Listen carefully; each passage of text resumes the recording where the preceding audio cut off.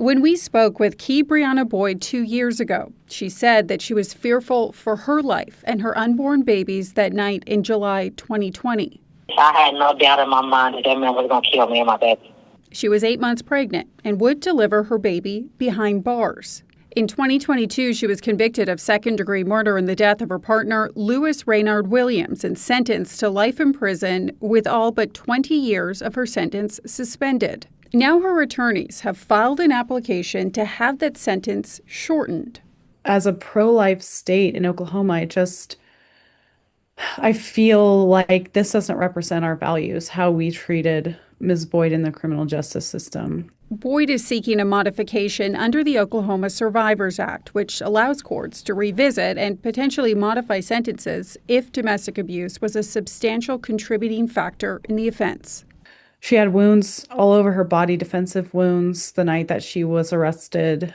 She was dragged through the house, strangled. It's just so obvious that it was a life and death struggle, and she was fighting for her life, not only her life, but her and her baby's life. The Cleveland County District Attorney's Office says it plans on opposing the application. A statement says, in part, there is no documented domestic violence history between Boyd and Williams. And that's something Assistant District Attorney Jacoby Watley told us back in 2023. It's not supported by her statements that she made to law enforcement, in her interview with law enforcement that she made to the Norman Police Department. It's not supported by the 911 phone call. It's not supported in the statements that her children made who were there that night.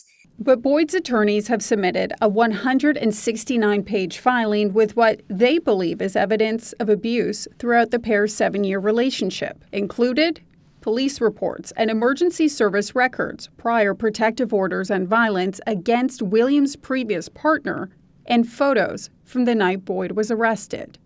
She told us back in 2023 that she was stabbed in the stomach during the final altercation with Williams. I had a nick on my belly, and also I was in labor pain. That nick on her belly, the Cleveland County DA's office describes as a small, superficial scratch to her stomach. It is a puncture wound to her 8-month pregnant stomach.